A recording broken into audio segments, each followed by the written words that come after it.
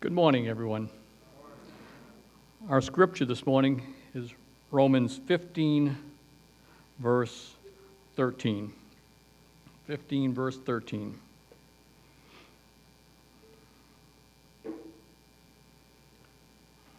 Romans 15, 13. Now may the God of hope fill you with all joy and peace in believing, that you may abound in hope by the power of the Holy Spirit.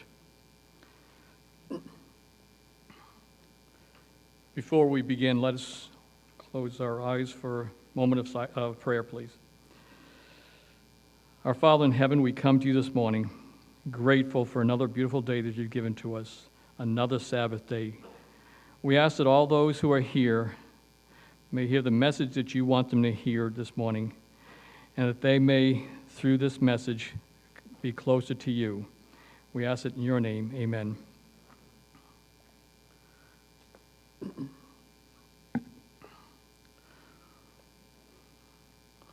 One of the funniest phrases of recent memory, and I'm sure many of you remember this, was from an old Wendy's commercial.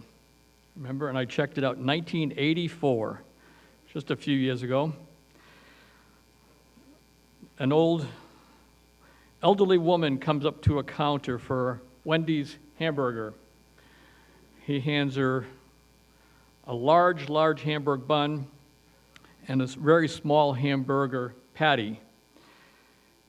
She says, as she leans over the counter, "Where's the beef?"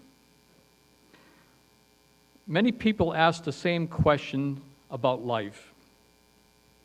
As they struggle to find meaning in their lives, they ask themselves, where is the beef? There's got to be more to life than running around, making money, searching for the next thing, going to parties, watching people of questionable character reach the top. What is the significance of life? Is this it? Is this all there is? Striving to find the meaning of life is often frustrating. In the book of Ecclesiastes, Solomon is trying to answer that same question. If you haven't read the book of Ecclesiastes written by Solomon, you probably should read it. It's very short, 12 books in the Bible. I'm sure we have all at one time or another questioned, is this it? What else is there? Where am I going? But Solomon, in his searching, initially comes up empty. The whole book of Ecclesiastes is dedicated to exploring the difference between life and a mere existence. Solomon, arguably the wisest man in history, writes this important book.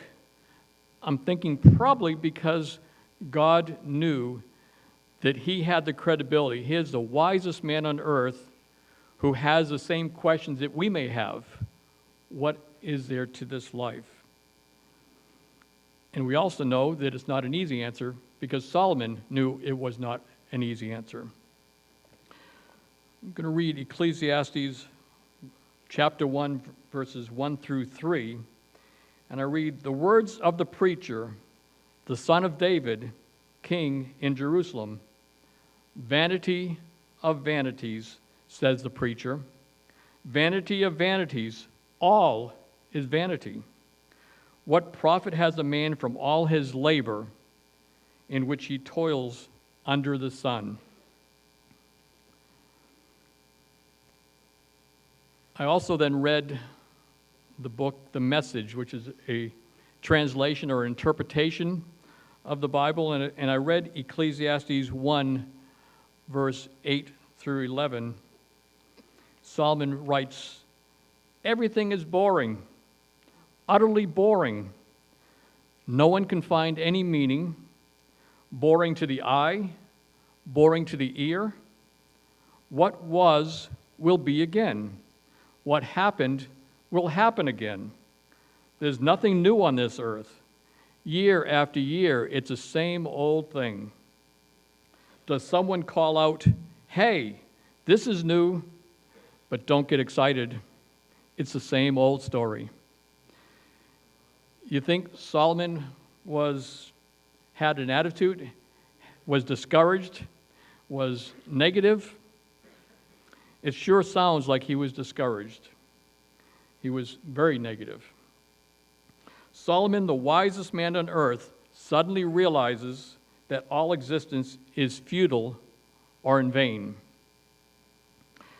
One night, a thief broke into the one-room apartment of a French novelist. Trying to avoid waking the writer, the intruder quietly picked the lock on the writer's desk. Suddenly, the silence was broken by laughter coming from the writer lying in bed. "Why do you laugh?" asked the thief. "I am laughing to think that you are searching in vain and what risks you take to search by night when I can never find anything in the day." Are we searching in vain for the meaning of life? In chapter 2, Solomon now tries to find meaning in life by doing different tests, if you will, trials. He experiments first with earthly pleasures. And reading again from the Message, Ecclesiastes 2, verse 1 through 3, Solomon writes, "I said to myself, let's go for it. Experiment with pleasure. Have a good time." But he writes, there was nothing to it, nothing but smoke. This was also vanity, he said. What do I think of the fun-filled life? Insane and inane. This was also vanity. My verdict on the pursuit of happiness?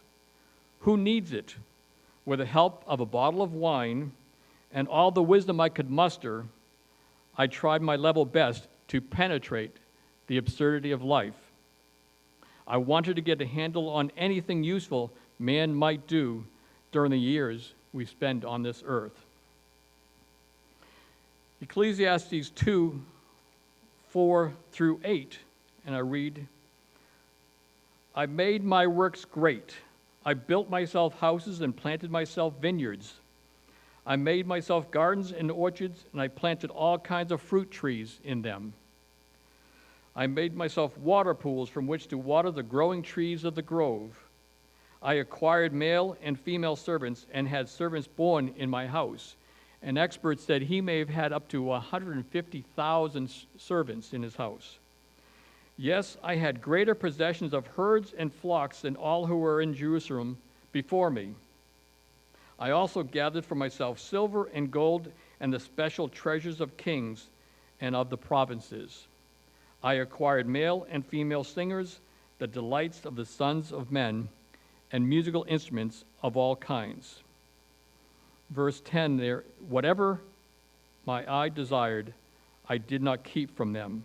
I did not withhold my heart from any pleasure, for my heart rejoiced in all my labor. Who hasn't eagerly waited for some special event? When we're children, we can't wait for Christmas, maybe even adults. We can't wait for our birthday. We can't wait for a special vacation. But we know sometimes it doesn't come up to the standard we think it's going to come to. We're disappointed. That's the way Solomon felt.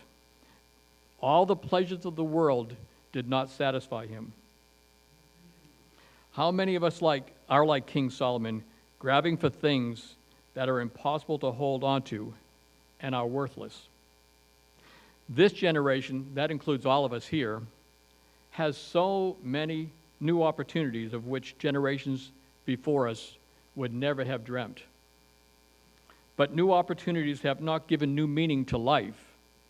The mere accumulation of things will not and cannot provide meaning and purpose in our life. I still remember a sermon I heard more than 30 years ago from a conference president up in New England. And he explained that when he was a youngster, he was not raised in a Christian home. He indicated that he constantly was looking for something to excite him. He couldn't wait for the next sporting event or the next dance to go to or the next party to go to or the next anything to get that high that you can get when you have something that you're anticipating. But as soon as that event was over, he'd come back down again, waiting for the next event to get back up to that high again. Ecclesiastes 2, verse 10 through 11, or 11 through just verse 11, I'm sorry. Then I looked on all the works that my hands had done, and on the labor in which I had toiled, and indeed all was vanity and grasping for the wind. There was no profit under the sun. So in other words, Solomon looked in every possible way to fill that hole that was in his life, and nothing worked. I still feel miserable, he said. So now he's looking at works. Can I work to make something better? Jack Higgins, the best-selling author, was asked by a reporter what he would have liked to have known as a boy. Higgins said, "I wish I would have been told that when you get to the top, there's nothing there." Like Solomon, he accomplished everything he set out to do in life, and he found it wanting. Mark Twain expressed a similar thought about the meaninglessness of life in view of man's inevitable death. Shortly before his death, he wrote, "A myriad of men are born. They labor and sweat and struggle. They squabble and scold and fight. They scramble for little advantages. Age creeps upon them, infirmities follow, those they love are taken from them, and the joy of life is turned to aching grief. The release comes at last, the only unpoisoned gift earth ever had for them, and they vanish from a world where they were of no consequence, a world which will lament them a day and forget them forever." Now here's Mark Twain. We all know the success he had in writing, and yet he's disappointed in the life that he had because he never could fill that hole in his life. So Solomon decided that maybe knowledge will provide purpose. So he set out to become well-educated. But did his vast knowledge and wisdom give him a reason for living? No. In fact, it probably made him more miserable because he realized his fate was no different than that of the biggest fool in town, as I quote Solomon. He reasoned that in spite of his knowledge and riches, he would still die just like everyone else. His PhD in world knowledge was no protection from life's misfortunes or from death. He determined that education is very important, but the point that Solomon was making when he wrote these words is that education can give meaning to life, but it can improve the quality of life, and ultimately it can't make life worth living. So Solomon decided that if pleasure does not provide purpose and education did not provide purpose, maybe the work might fill the void in his life. He turned his attention to his job, and surely he had the greatest job in the world. He was a king of a great nation with great wealth, great wisdom. People came from all over the world to meet and talk with him. But then he said, "But not only do I have to work really hard to get what I thought I got what I wanted, I hated even the things I accomplished or accumulated." His work must have given him great purpose, he thought. But Solomon said he hated all his labor. He was working hard to build up Israel, but he said, when he dies, someone else will take his place. We live to die, he said.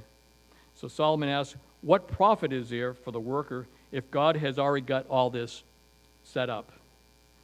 What a letdown to Solomon. So if you think he didn't achieve that satisfaction in his pleasures, in his work, in his education, what else is there? So in other words, what's the point of all this, Solomon is saying? Everything we chase after is like climbing a mountain, and when we get there, not knowing why we climbed the mountain in the first place. It's like building a sandcastle to have it swept away in the tide. Life is empty and meaningless. Works, money, pleasure, all pointless. All without purpose. A pretty depressing state of mind, don't you think? Now, if I told you I've concluded my sermon, I'm all done, we'd go home pretty depressed, wouldn't we? But that's the way Solomon, Mark Twain, and others live their life. As we shake hands out in the foyer today, you'd probably thank me for bringing you down also.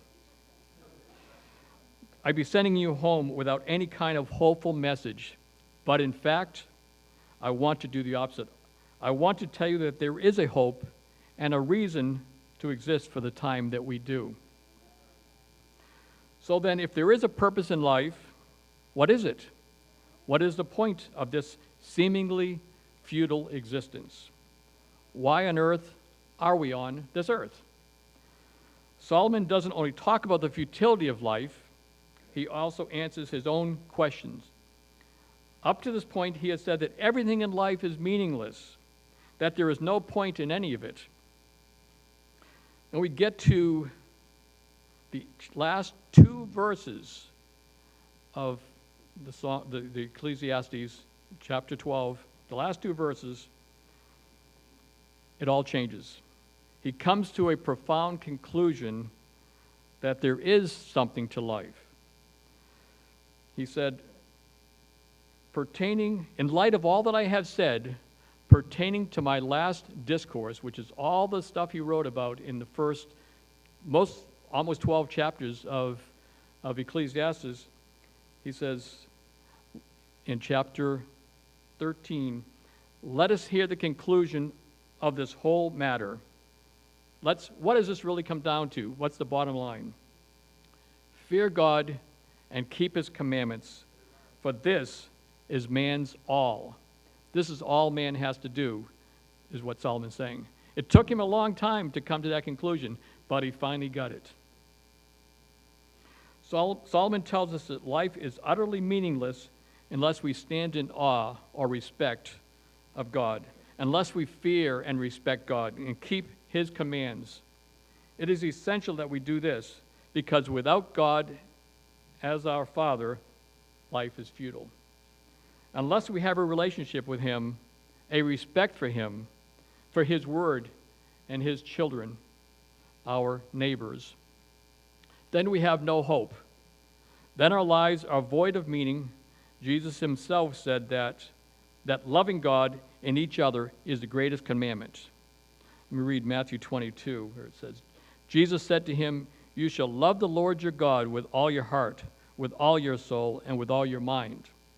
This is the first and great commandment, and the second commandment is like it. You shall love your neighbor as yourself. Job lost all that he had, but he maintained his integrity because God filled the void in his life. A man is more than what he has. He may lose all that he has, as did Job, but what he is depends upon his faith in God. I read a story a number of years ago that I thought illustrated the love of our neighbors very well. I saved this because I thought it might come in handy someday. More than 20 years ago now, he's saying 20 years ago, I drove a cab for a living. This gentleman said, I arrived at 2:30 a.m. The building was dark except for a single light in a ground floor window. Under these circumstances, many drivers would just honk once or twice, wait a minute, then drive away. But I had seen too many impoverished people who depended on taxis as their only means of transportation. Unless the situation smelled of danger, I always went to the door. This passenger might be someone who needs my assistance, I thought. So I walked to the door and I knocked. Just a minute, answered a frail, elderly voice. After a long pause, the door opened. A small woman in her 80s stood before me. She was wearing a print dress and a pillbox hat, with a veil pinned on it like somebody out of a 1940s movie. By her side was a small suitcase. The apartment looked as if no one had lived in it for years. All the furniture was covered with sheets. There were no clocks on the walls, no knickknacks or utensils. On the counter was a cardboard box filled with photos and glassware. "Would you carry my bag out to the car?" she asked. I took the suitcase to the cab, then returned to assist the woman. She took my arm and we walked slowly toward the curb. She kept thanking me for my kindness. "It's nothing," I told her. "Oh, you're such a good boy," she said. When we got in the cab, she gave me an address, then asked, "Could you drive through downtown?" "It's not the shortest way," I answered. "Oh, I don't mind," she said. "I am in no hurry. I'm on my way to a hospice." I looked in the rearview mirror. Her eyes were glistening. "I don't have any family left," she continued, "and the doctor says I don't have very long." I quietly reached over and shut off the meter. "What route would you like me to take?" I asked. For the next 2 hours, we drove through the city. She showed me the building where she had once worked as an elevator operator. We drove through the neighborhood where she and her husband had lived when they were newlyweds. She had me pull up in front of a furniture warehouse that had once been a ballroom where she had gone dancing as a girl. Sometimes she would ask me to slow down in front of a particular building or a corner and would sit staring into the darkness.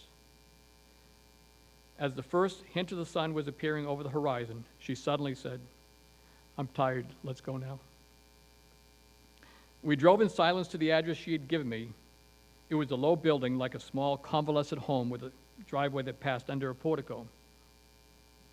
2 orderlies came out to meet the cab as soon as we pulled up.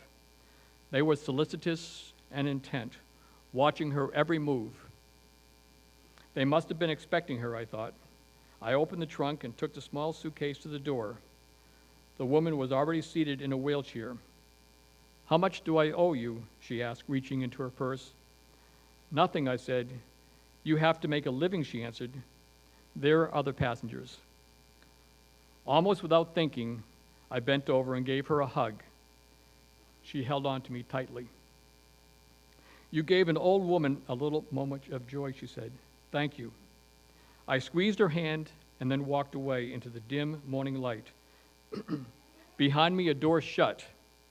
It was the sound of the closing of a life. The gentleman wrote, "On a quick review, I don't think that I have ever done anything more important in my life." Then he said, "People may not remember what you did or what you said, but they will always remember how you made them feel." So what is the purpose of life? Where is the beef? It's in having a personal relationship with God.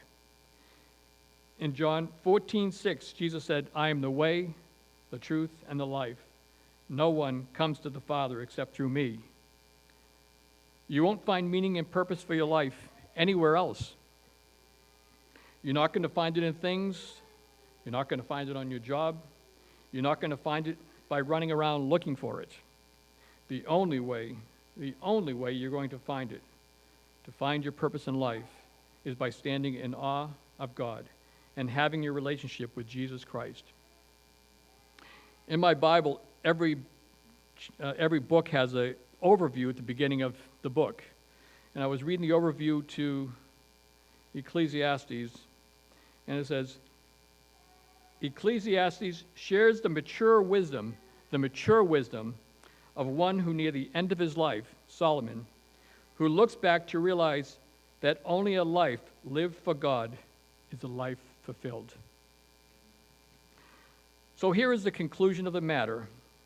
We live in a world that is chasing after the wind, a place that is walking blindly into vanity, a world in which money and careers reign, and physical pleasure takes precedent over morality.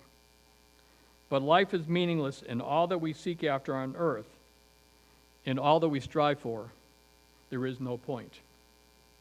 Unless you have a relationship with the Creator of the world, there is nothing. Without Him, there is nothing. We were created in his image as a spiritual, immortal being, designed with purpose, living with meaning in an otherwise meaningless world. The question then is this: when your life draws to a close, can you look back and say that you lived a life with meaning? Or is God going to stand in judgment of you and say, I'm sorry, but you do not even know why I created you? Fear God and keep his commandments. He is our Father and worthy of our reverence. God is our source of hope, our only hope. And we need to hold on to him as though our life depended on it, because it does. Amen. Our gracious Father in heaven, we are so grateful that we have you as our only hope in this world. Too many people look at this as the last hope, but we know it is the only hope. We want to be knowing you better. We want to get to know you better so that we can share it with others and that we may be ready to see you in the clouds of heaven. We ask this in your name. Amen.